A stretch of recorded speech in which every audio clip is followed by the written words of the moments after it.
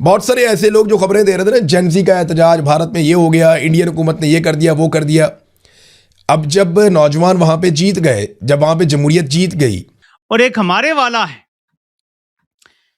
हमारे वाले को जरा सी भी शर्म नहीं है। हमारे बच्चे भी निकले, अगर उन्हें मोदी से दुगना बुरा भी ट्रीटमेंट ये दें, फिर भी हमारे बच्चे निकले। इन्होंने हमारे बच्चों से निकलना तक छीन लिया। इस मुल्क में भी कोई कॉकरोच है, कोई नाम रख लो आप भी, कोई कीड़ा पतंगा, कोई जुगनू, कोई नाम तो रखो आप भी। इंडिया में एक भी जान नहीं गई, और अच्छा हुआ है। 32 जानें कश्मीरी दे चुके हैं अभी तक, लेकिन इन्होंने उनके मुतालबात नहीं सुने। तो उन्होंने जब ये सब कुछ नहीं किया और उन्होंने नौजवानों को उनका हक दे दिया और वजीर से इस्तीफा ले लिया, तो पाकिस्तान में बहुत सारे चेहरे लटक गए, बहुत सारे मुंह लटके हुए हैं कि ये क्या हो गया, भारत में जमहूरियत जीत गई।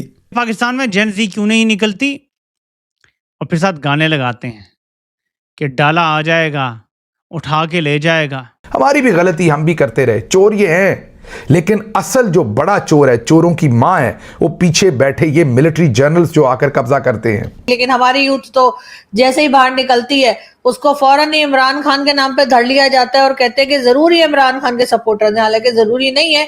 यानी अब मामला दबा दें, ऐसा ना हो कि पाकिस्तान के नौजवानों को भी शौक चढ़ जाए और यहाँ पे भी जेनजी निकल आए और निकल के वही धमाल पाकिस्तान में भी डाल दें जो भारत में डाल रहे थे। जैसे मोदी चाय बेचना, अनपढ़, सारी चीज़ें होने के बावजूद बड़ा पक्का मुंह बना के बहुत ही एक रिलीजियस अवतार अपना रखता है, या आप ये कहिए कि बड़ा कोई पाक साफ और परहेजगार इंसान के तौर पर अपने आप को पेश करता है, जिसके अंदर देशभक्ति है, जिसके अंदर अपने देश से मोहब्बत है, जिसके अंदर देश के लिए कुछ भी कर देने का जज्बा है। नमस्कार दोस्तों, भारत के एजुकेशन मिनिस्टर के रिज़ाइन करने के बाद अब पाकिस्तान में भी एक वेव निकल रही है पाकिस्तानी आर्मी और आसिम मुनीर के खिलाफ। दोस्तों, अभी कुछ टाइम पहले यही कुछ पाकिस्तानी भारत में खुलकर सीजेपी का कर रहे थे, लेकिन अब जब धर्मेंद्र प्रधान ने रिज़ाइन कर दिया है और भारत में फिर एक बार डेमोक्रेसी की जीत हो गई है, तो अब इन पाकिस्तानियों को समझ आ रहा है कि भारत में लोगों के पास कितनी आज़ादी है।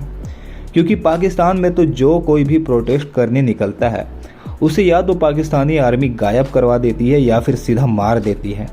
इसका सबसे अच्छा एग्जाम्पल है पाकिस्तान ऑक्यूपाइड कश्मीर, जहां पिछले 1 महीनों से लोग प्रोटेस्ट कर रहे हैं और अब तक 30 से ज़्यादा लोगों को पाकिस्तानी आर्मी ने मार दिया है, फिर भी अभी तक उनकी एक भी बात सुनी नहीं गई है। इसी टॉपिक पर चलिए आगे इस वीडियो को देखते हैं। चैनल को सब्सक्राइब और वीडियो को लाइक करना ना भूलें। जब आप पाकिस्तानी जेन जी को बुरा भला कहते हैं या पाकिस्तानी बच्चों को बुरा भला कहते हैं, तो ये बीबीसी से बात करते हुए एक बच्चे ने बात की है, सुनिए उसने क्या कहा। जाहिर सी बात है, पाकिस्तान है, यहाँ पे कर नहीं सकते, एक तो काले डाले की वजह से उठा के ले जाते हैं। सुन लिया आपने, उसने कहा यहां भी करें, लेकिन यहां वीगो डाले का डर है। मैं आपको बार बार बताता रहता हूं कि पाकिस्तान की हर बुराई के पीछे ये वीगो डाला है। पाकिस्तान में आपको ये मरियम नवाज, नवाज शरीफ, जरदारी, जिनको हमेशा इन्होंने बड़े चोर बनाकर पेश किया, हमारी भी गलती, हम भी करते रहे, चोर ये हैं, लेकिन असल जो बड़ा चोर है, चोरों की मां है, वो पीछे बैठे ये मिलिट्री जनरल्स जो आकर कब्जा करते हैं। इसलिए हर बुराई की जड़ आपको यहां पर नजर आएगी। मोदी जैसा कसाई जो है, जहां वो रुक गया, हमारे वाले नहीं रुके, इन्होंने वहां भी लोगों के सरों में गोलियां मारी। हमारे बच्चे भी निकले, अगर उन्हें मोदी से दुगना बुरा भी ट्रीटमेंट ये दें, फिर भी हमारे बच्चे निकले। इन्होंने हमारे बच्चों से निकलना तक छीन लिया, एतमाद छीन लिया इन्होंने कौम के साथ। इससे बड़ा जुल्म कोई और क्या कर सकता है। वालिदैन बच्चों को तालीम के बाद जो सबसे बड़ी चीज, सेहत तो खुदा की जात देती है, तालीम के बाद जो सबसे बड़ी चीज वालिदैन देते हैं वो एतमाद देते हैं। रियासत का काम अपने शहरी को एतमाद देना भी होता है। इन्होंने अपने शहरियों से एतमाद छीन लिया। आप जीत सकते हैं अगर आप इनका तमस्खर उड़ाएं, इनका सोशल बाइकआउट करें, जो इंडिया के अंदर किया गया। क्विकली 1-2 खबरें और आपके सामने रखनी है। एक्शन कमेटी ने ऐलान कर दिया है, एक तरफ इंडिया के अंदर मुज़ाकरात हुए हैं, वहां पर जीत हुई है, यहां पर कश्मीरी बेचारे महीनों से अब एहतजाज कर रहे हैं, उनकी कोई नहीं सुन रहा। आखिरकार उनको फिर जवाब दे दिया। अब वो कहते हैं कि 27 जुलाई का इलेक्शन नहीं बल्कि अवामी राज होगा। वो कहते हैं कि मुजफ्फराबाद चलो। कल 26 जुलाई मीरपुर डिवीज़न से लॉन्ग मार्च का आगाज़ होगा। काफिले रावलाकोट धरने में पहुंचेंगे। 27 जुलाई को बाद नमाज ज़ोहर मुजफ्फराबाद की तरफ लॉन्ग मार्च होगा। तंग आके कश्मीरियों को दोबारा से लॉन्ग मार्च करना पड़ गया है। इंडिया में एक भी जान नहीं गई, और अच्छा हुआ है। 32 जाने कश्मीरी दे चुके हैं अभी तक, लेकिन इन्होंने उनके मुतालबात नहीं सुने। ये वहां से चीज़ जो सामने आई। तो ये आप देखिएगा कि जो लोग अभी आप देख रहे थे ना, कल तक दुबले हुए जा रहे थे भारतीय नौजवानों के दुख में और दर्द में, कि जनाब भारत की हुकूमत भारतीय नौजवानों पे कितना जुल्म कर रही है, कितना जबर कर रही है, कितनी जालिम और बदमाश हुकूमत है, ये बातें कर रहे थे बहुत सारे टाउट्स कल तक।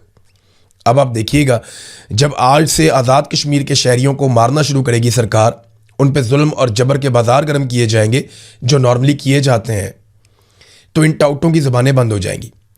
ना ये जुल्म और बर्बरियत के ऊपर बोलेंगे, ना ये उसको देखेंगे, बल्कि जो जुल्म होगा आज़ाद कश्मीर में ये उसको जवाब फराम करेंगे। जनाब ये बहुत ज़रूरी है, अगर ये जुल्म ना किया गया तो पता नहीं पाकिस्तान टूट जाएगा। ये ऐसे बेशर्म लोग हैं और आप ये बेशर्मियाँ आज के दिन से बड़े गौर से देख सकते हैं।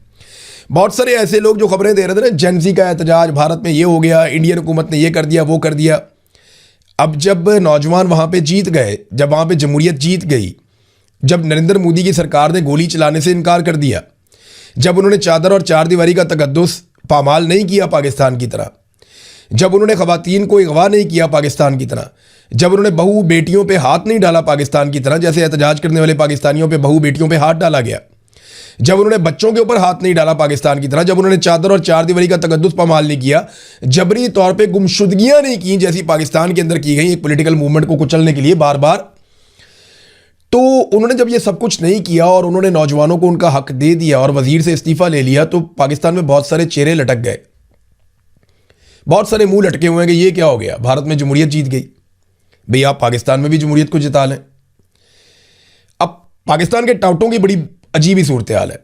एक दिन पहले उन्हें ऑर्डर दिया गया था, जनाब भारत के खिलाफ गेम चुक के रखो।